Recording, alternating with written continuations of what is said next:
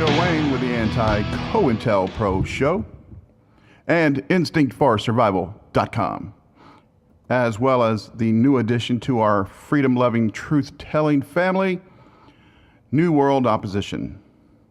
Here at New World Opposition, we oppose the NWO. Now today, folks, we are going deep into the Clinton crime cabal's criminal background. That's right, folks. And this is going to be a 2 or 3 part series because, unfortunately, good people, the Clinton crime family has committed so many crimes against the United States, women, and humanity in general. They have crisscrossed the globe, destroying every single innocent, naive victim in their path. Hell, any political puppet in their path.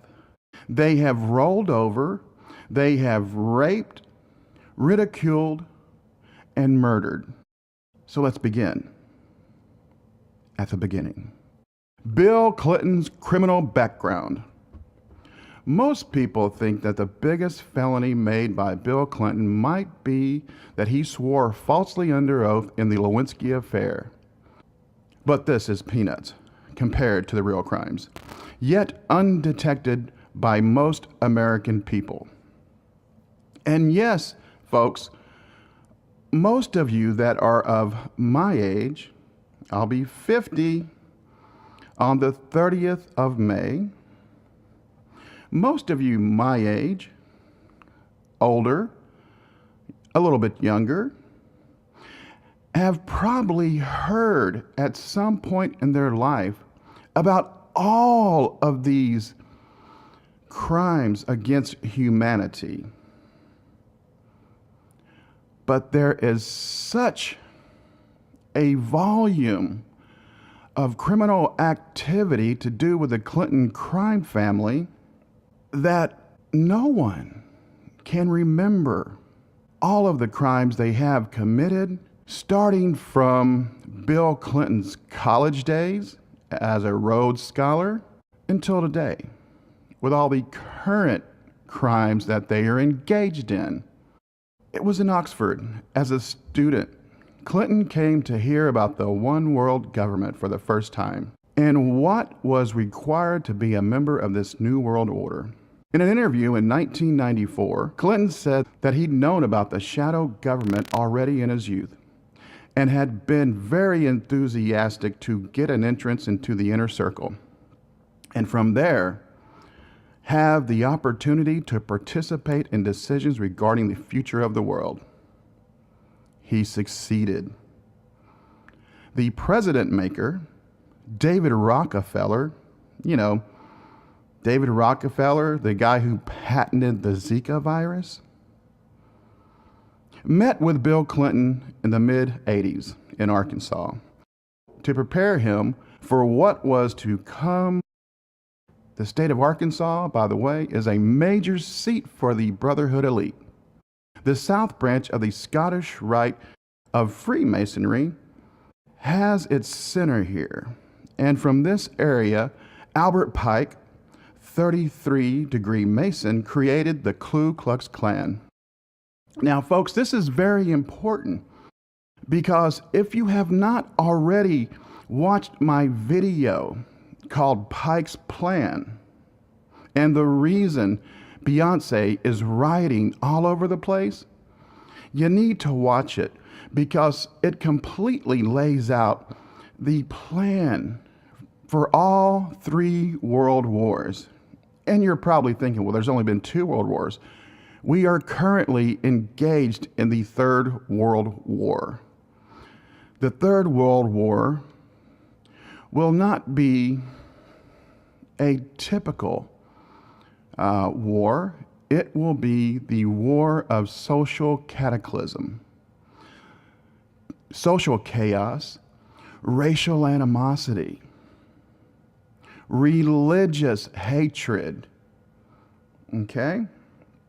This is what the Third World War is all about, and we have been engaged in it, dear people. Well, since 1871, when Pike put his plan into motion. 1871, coincidentally enough, the same year that the United States incorporated, right? Not we the people of the 50 states, the Republic of the United States of America, but the United States Corporation that is embedded in their criminal compound in a 10 square mile area called Washington, D.C. Moving on. The corrupted governor of Arkansas. Clinton worked himself up rapidly and became a governor of Arkansas. As governor, Bill Clinton committed a series of high crimes related to his Illuminati connection. He became the leader of a gigantic network which dealt with drug smuggling, laundering of drug money, and corruption in general. A good friend of Clinton from Arkansas, Larry Nichols, and if the name Larry Nichols sounds familiar, it's because he is a regular guest on the Alex Jones show, InfoWars. And Larry Nichols was the insider, and in my opinion, folks, he's still an insider, or he wouldn't be alive.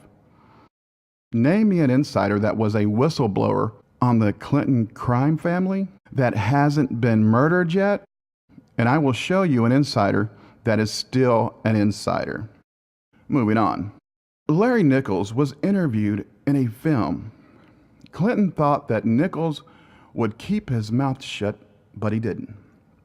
He was hired by Clinton and had found out that Clinton's firm, Arkansas Development Finance Authority, ADFA, laundered drug money. Cocaine to a value of $10 million a week was flown in from Mena Airport in Arkansas. The money was laundered via ADFA to a bank in Florida, to a bank in Georgia, to Citicorp in New York, and from there it was transferred out of the country. All this regarding to Larry Nichols. Clinton's best friend, Dan Lassiter, led the operations. Lassiter and Bill Clinton's brother, Roger Clinton, later spent time in jail due to drug-related crimes. The chief of police in Arkansas at the time, Doc DeLauder, said he had gathered information from many persons in Lassiter's surroundings, how he had smuggled drugs and abused young girls sexually. During those investigations, Doc was harassed by persons from his own police department paid by Clinton. And let me tell you, folks, there are people that work for the Cabal in every single police department in America. Good cops, bad cops, corrupt cops, okay? Make no bones about it.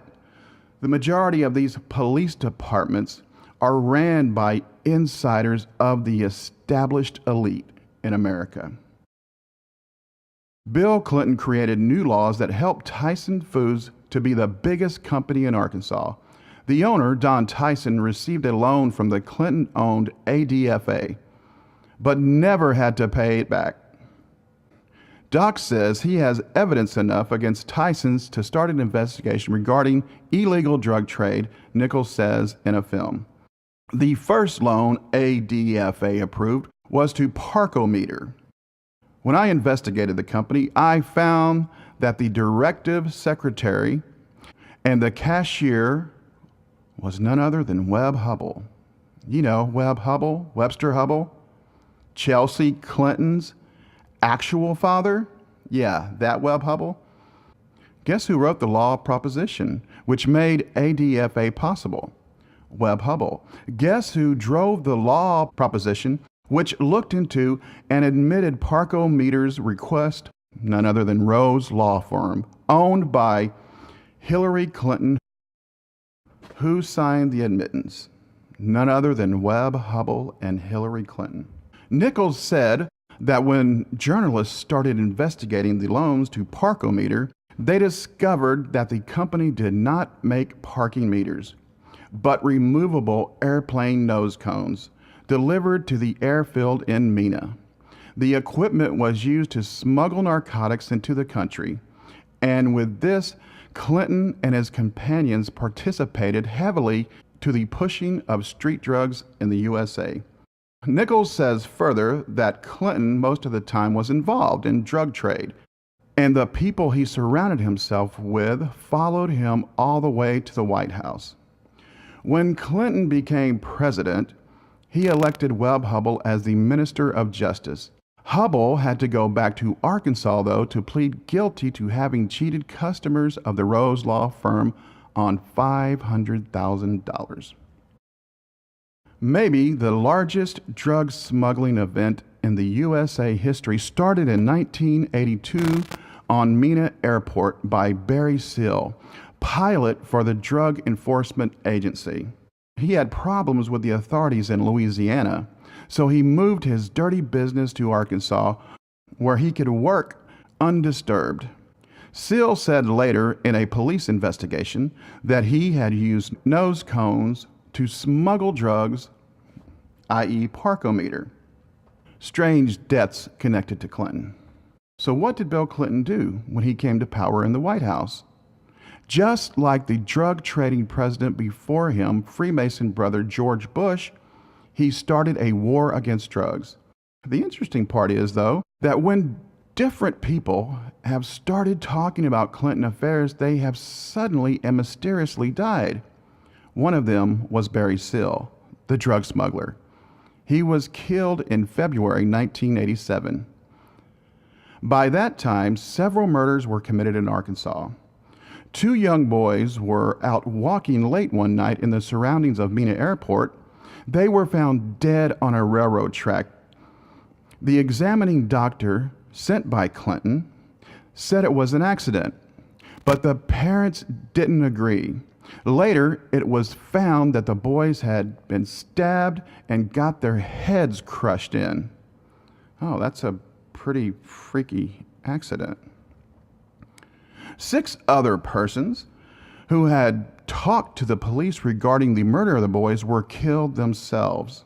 Some of them had said to their families that they had to leave town urgently as they knew too much.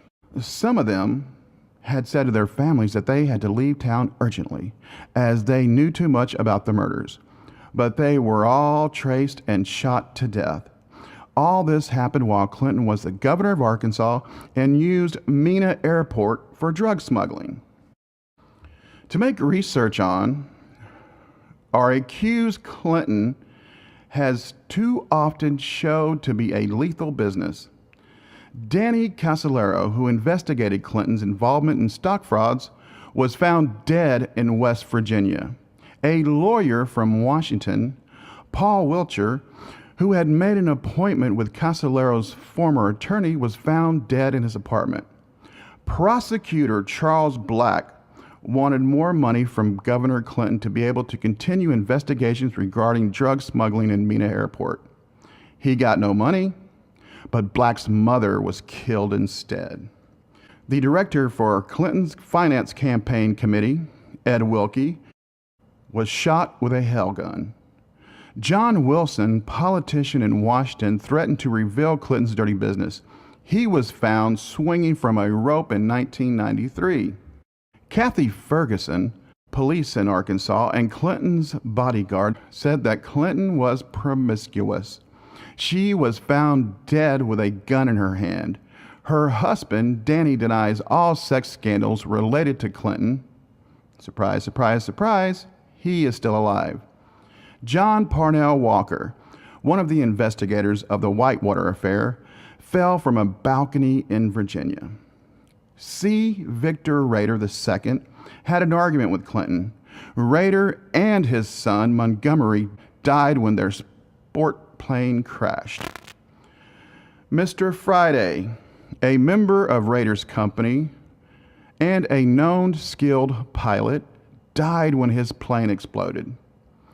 Dentist Ronald Rogers was about to meet a journalist and give information regarding Clinton when his plane crashed in clear weather. Luther Parks had gathered information regarding Clinton's sex habits. Clinton owed him $81,000 for security during his election campaign.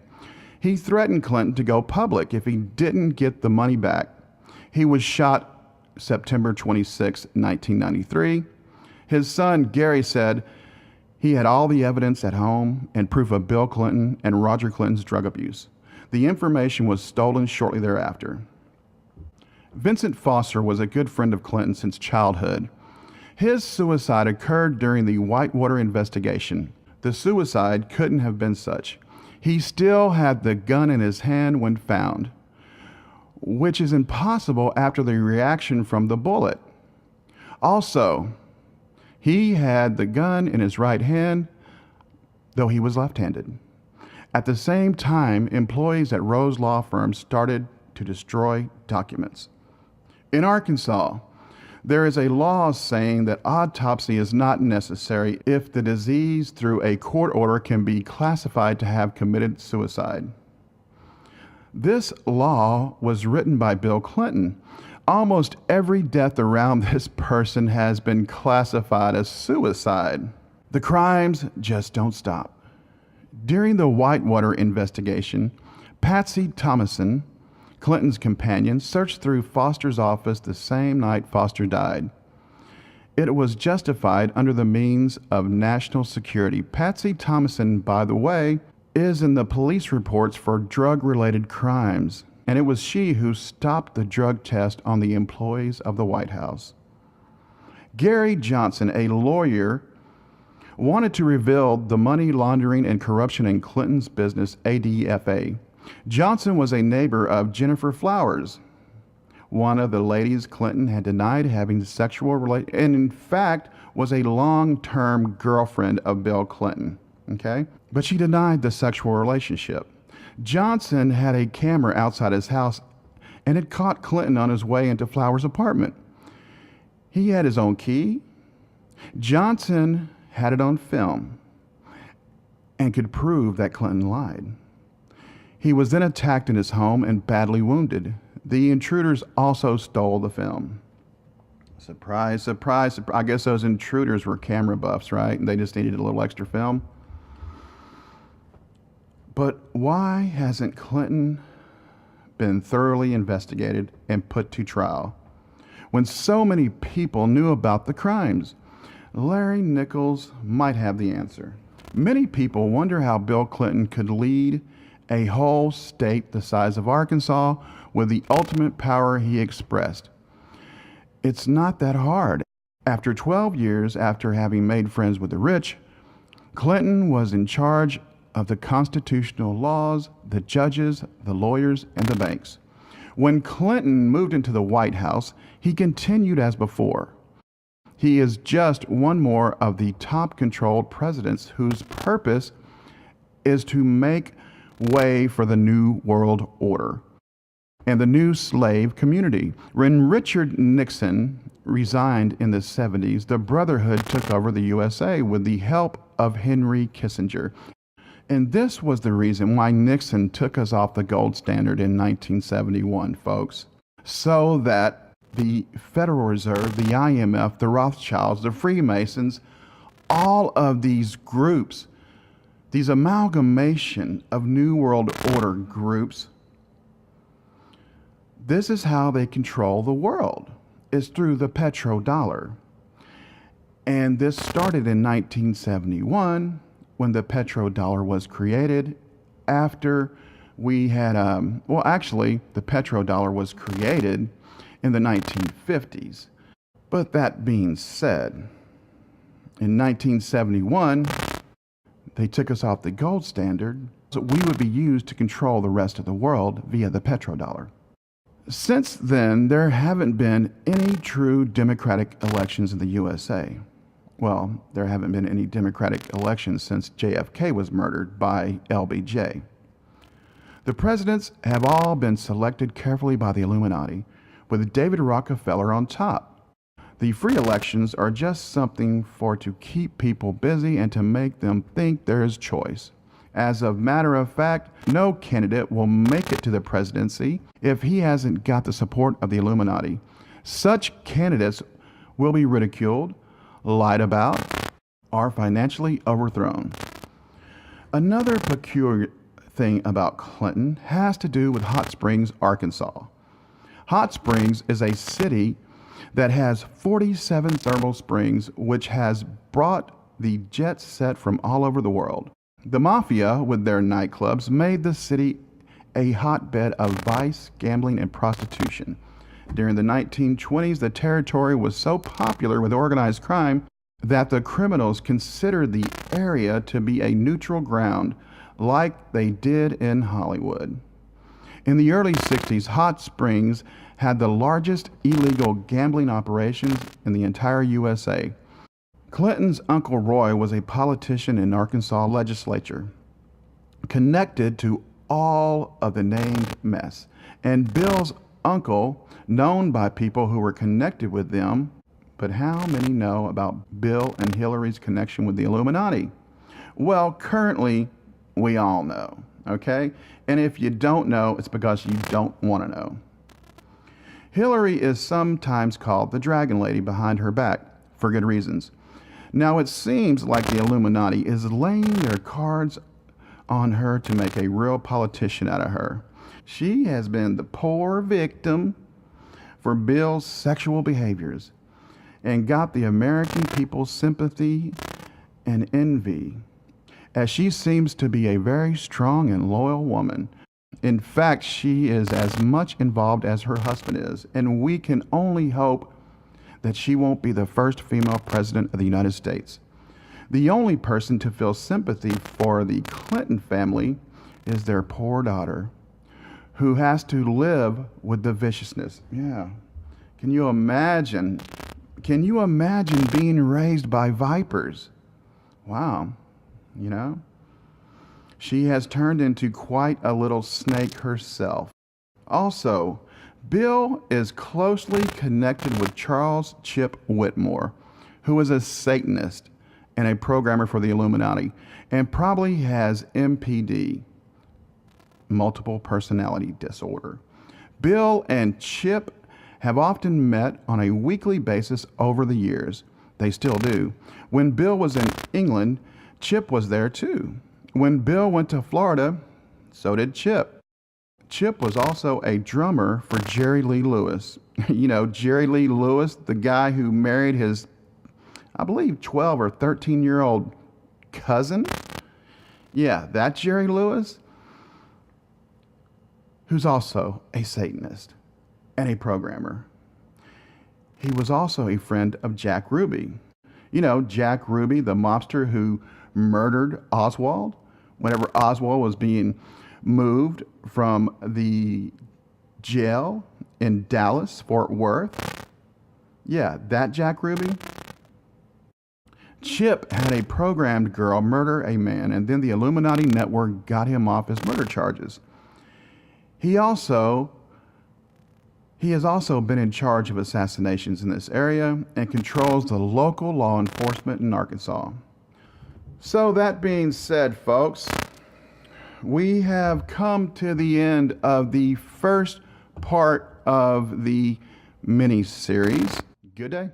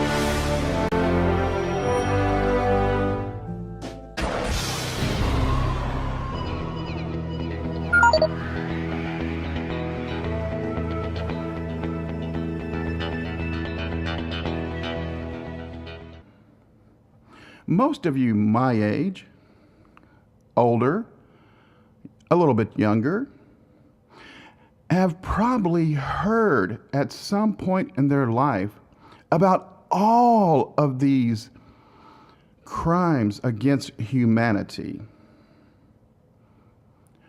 But there is such a volume of criminal activity to do with the Clinton crime family that no one can remember all of the crimes they have.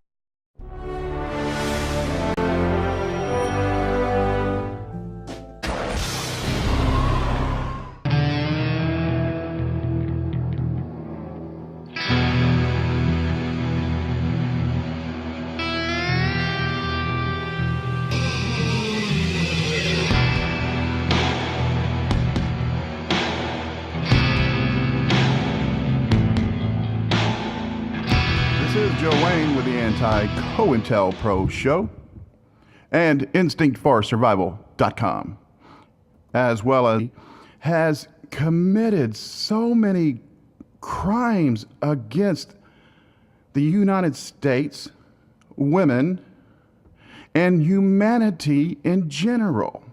They have crisscrossed the globe, destroying every single innocent, naive victim in their path. Hell, any political puppet in their path. They have rolled over, they have raped, ridiculed, and murdered. The new addition to our freedom-loving, truth-telling family, New World Opposition. Here at New World Opposition, we oppose the NWO. Now today, folks, we are going deep into the Clinton crime cabal's criminal background. That's right, folks. And this is going to be a 2 or 3 part series because, unfortunately, good people, the Clinton crime family. So let's begin at the beginning. Bill Clinton's criminal background. Most people think that the biggest felony made by Bill Clinton might be that he swore falsely under oath in the Lewinsky affair. But this is peanuts compared to the real crimes, yet undetected by most American people.